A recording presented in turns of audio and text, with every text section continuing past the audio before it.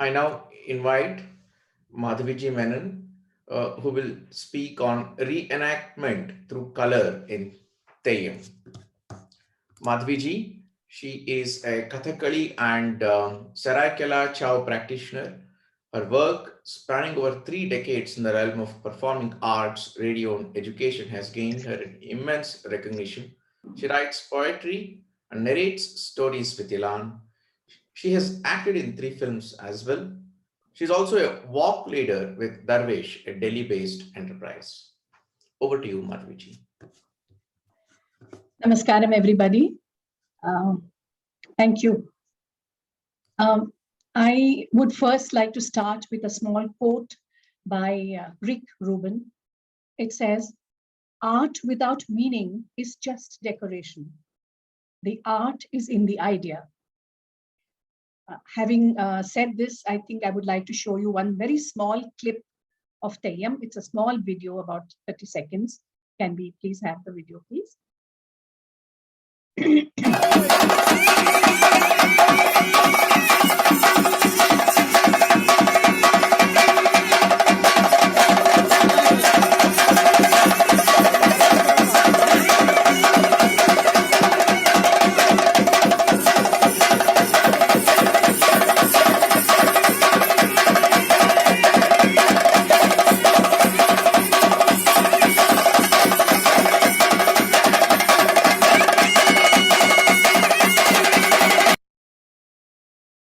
Thank you.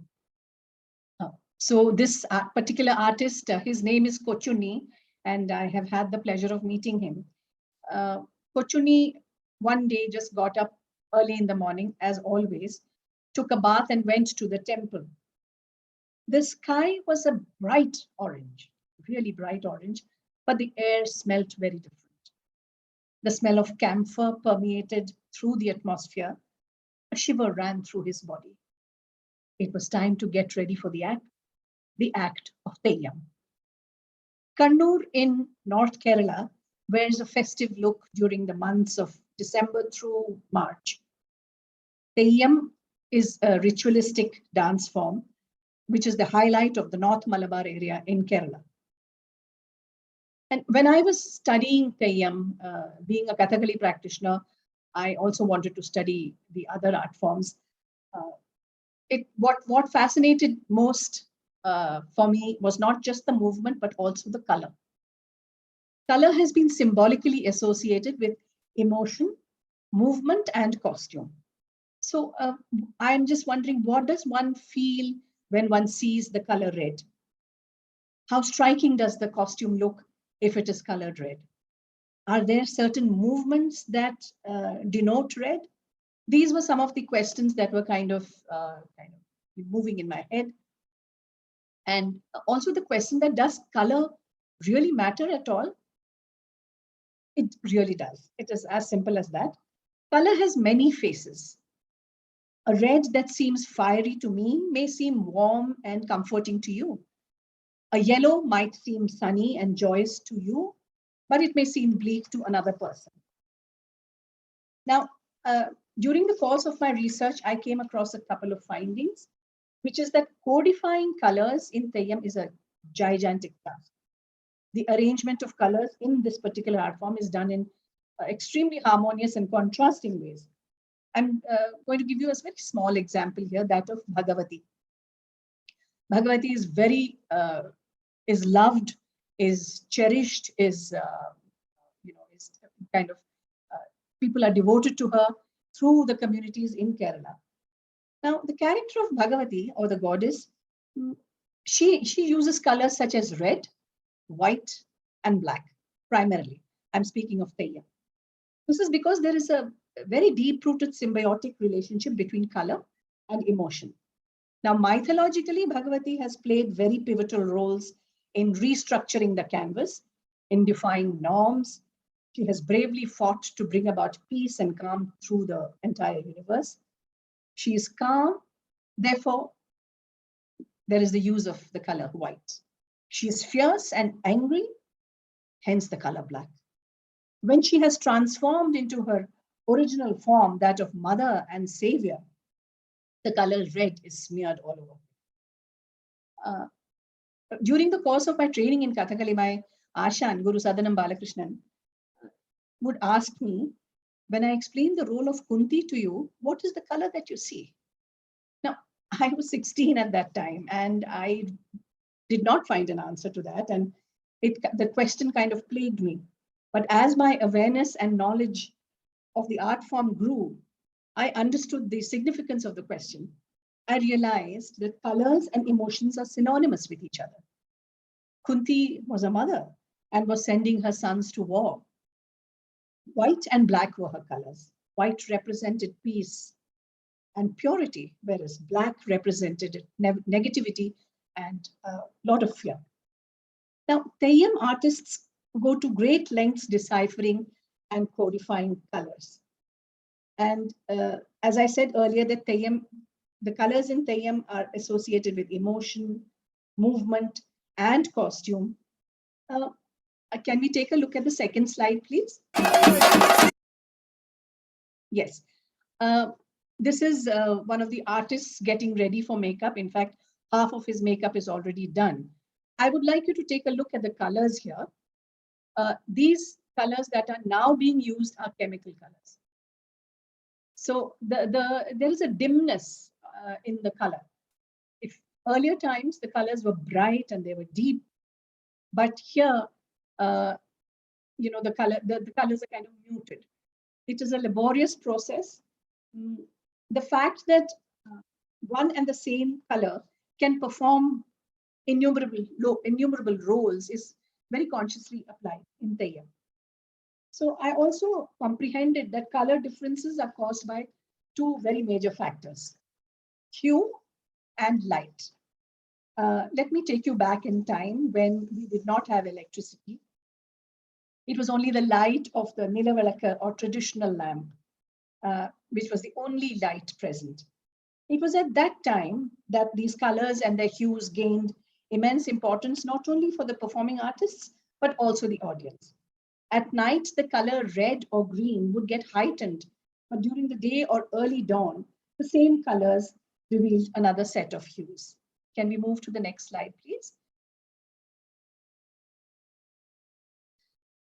Here again, you see this gentleman preparing his makeup. He's finished with his makeup. He's getting ready with the jewelry and the headgear. So there is as I watched the Theyyam artists, there is a process to the, in Malayalam, we call it the Thayyarudukala, getting ready for the act. So the getting ready for the act begins very early in the morning, and you kind of immerse yourself in the role that you are going to play. And as you get your makeup done, and as you get up from the, the mat that which you're lying on, you are already in the character. So this gentleman is one of that. Now, as I said earlier, that color code has been identified, and the art form follows it very religiously. Can we move to the next slide? Yes. Now, Mukham Erutha. Mukham Erutha, actually, Mukham means face and Erutha in Malayalam means writing. Basically, writing on the face or face painting. Here, this gentleman is getting ready for Bali Theyyam. There are variations of Theyyam, over 300 and odd Theyyams in Kerala. So he is getting ready particularly for the Bali Theyyam. Bali, as we all know, is the mythological character in Ramayana. And this particular character is performed by the Ashari community. Ashari is the carpenter. And the Vannan community generally performs the Bali Theyyam. So, and as I said, the art of face painting is also very intricate. There is a ritualistic process to it. There is a prayer that is offered to the divine, and everybody gets together in the green room, so to speak, and prays to the goddess and to the Lord of the community to bless them with a good act. And the entire community takes part in the ritual of this Mukham Erutha. as Devamitra said, there are many natural ingredients such as leaves, flowers, stones, seeds that are used. But the two of the most very common ingredients that are used is the red earth stone and the black stone. These stones have their own levels of explorations and layers of discovery. Since these stones were found extensively in and around the villages, they were used to paint red and black. Turmeric is still used to make the yellow color, and rice paste is also used to make the white. The application of makeup for a Theyyam artist is laborious. Just like in Kathakali, it's stretched over 4 or 5 hours of makeup, a couple of hours lying on the mat, as I said, and the artist is kind of deeply engrossed in internalizing the character so that he or she is able to perform well. And there was one question that kept, I kept kind of trying to understand that is there a male-female differentiation in Theyyam in terms of color? No, not necessarily, because the application of certain colors reveals characteristics of the character portrayed. It is neither male nor female. Can we move to the next slide? Thank you. Now, this particular character is a Nagacheri Bhagavati. Now, in most families in Kerala, they have their own resident temples. And Bhagavati is a very huge part of their psyche and their socio-religious context. So this is Nagacheri Bhagavati. And the Bhagavati, this particular Bhagavati has a very, very well-known temple in North Malabar. I would like you to just take a look at the colors here. It is not really red, it's a kind of bright orange. And the one of the Bhagavati is a little more feminine in nature, but the one on your the other Bhagavati that you see is more more male. So, and the costume itself is extremely intricate. The headgears are very heavy. So this is the Nagacheri Bhagavati. Can we move to the next slide, please? Thank you. This particular Theyyam is called the Vairajatan Theyyam. And this Theyyam is a very ferocious Theyyam. And in fact, it is said that when this Theyyam comes out into the village corridor or the kaava, as they say, Theyyam kaavas, as they say, the green sacred spaces, they come out with swords and shields. And it is said that, they kind of allow the people to come closer. But as the people come closer, they take out their swords and shields and kind of attack the people. And when I was watching one of these Vairajatan Theyyams, I realized that, this process of getting into the act begins very, very early morning, say sometime around 2:30 p.m. And they kind of almost psych themselves up to be this Vairajatan Theyyam. And it is said that any person in the audience who's attacked is likely to be killed the next day. Of course, it really doesn't happen, but that's the legend. Colors are symbolic in diverse socio-cultural contexts. This ritualistic art form has used this aspect intensely. We can further understand this by observing the landscape of Theyyam, which is often embedded in the contributions and influences of the cultural imagery of the people and state. From here, the color coding of Theyyam emerges.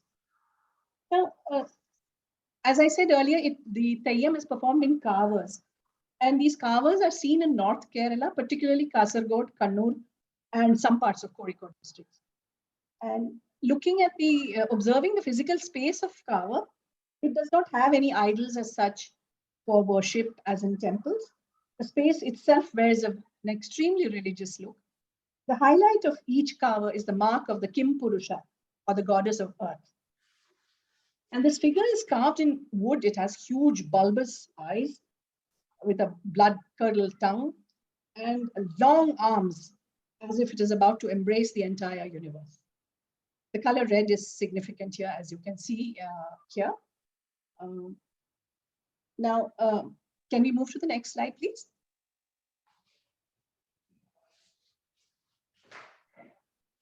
So this particular Theyyam is called the Vattakorumagan Theyyam. And it's basically a Hindu deity worshipped in Kerala and Tamil Nadu. Also referred to as the Kirata Sunu, the son of Kirata.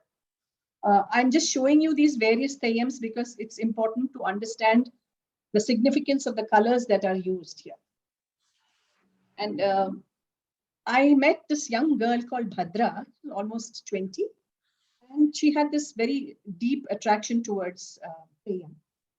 She moved to the carver to meet the artist, but unfortunately, being a female, she was not allowed entry into the green room where the artists were. And of course, she was so in awe of them that she just decided to stay where she was and kind of pay her obeisance to the artists, to the Theyyam artists. And now, the other question is there a gender differentiation when it comes to application of color in Theyyam? If we look at ancient cultures, there is not much of a difference that when colors are used to depict men or women. But as times passed, it was observed that there was a natural difference in color tone between men and women. Theyyam artists do not have many females performing the ritual, unfortunately. Therefore, the colors of red, black, and white and green have predominantly remained the same. Can we move to the next slide, please? Now, this is a very interesting Theyyam. It is called the Niliyar Bhagavati Theyyam. Now, just before this, I would like you to take a look at the headgear. It's very, very elaborate. And the costume below is almost like a rectangular block. So it's very heavy. And the Niliyar Bhagavati ritual is performed particularly at the time of sunset. And this long crown, and it is said that the families who do not have offsprings kind of pray to Niliyar Bhagavati to grant them an offspring. And I also wanted to talk about vibrations when we talk of color. This is an interesting phenomenon. Green signifies nobility and fertility, and a certain sense of calm. White projects peace, as I said earlier, but in this art form, it eventually highlights the features of a character. Theyyam has very intense palettes also, but with the current non-availability of material, is there a color dislocation? That was my question to Kochuni.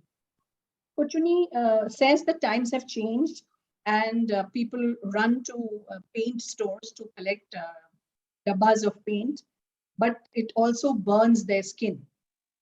So they try very hard to not use it as much as possible. And the groups, Theyyam groups in Kasaragod maintain a very high level of efficacy when it comes to usage and application of color. Sustainable tourism is now the buzzword. Tindis is an initiative to support and encourage rural art forms in Kerala, Theyyam being a very major part of it. This organization encourages students, writers, photographers, filmmakers to document and study the process, subsequently providing additional income to the artist. Santosh is an avid Theyyam patron, and all my slides and video has been provided to me by him. His websites, travelkannur.com and theyyamritual.com, are comprehensive websites and informative portals for anyone who wants to study Theyyam in depth. I would like to conclude by saying that color to any society is representative or symbolic to its culture. It denotes communication, it means ideas, which means we also process what we see. Color gives us the tool to absorb cultural influences. color composition is a non-verbal language communicating ideas without a single word.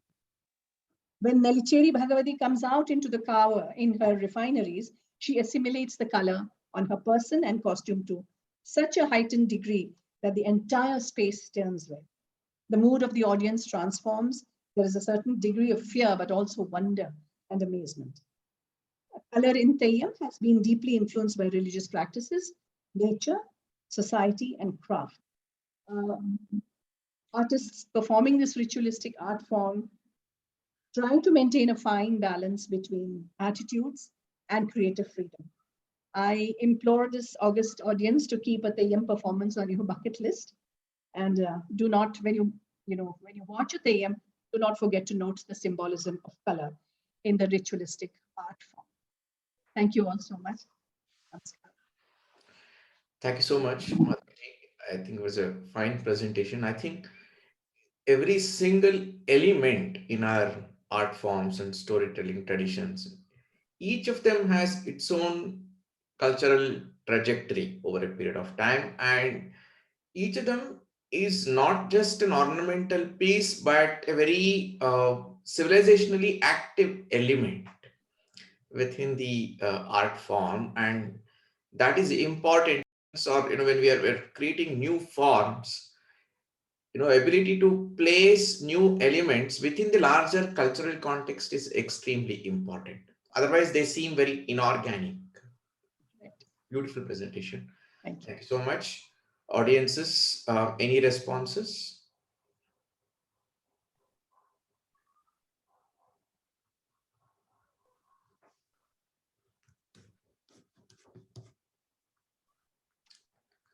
Thank you so much, Madhviji. Look forward to many more such insights from you in the future.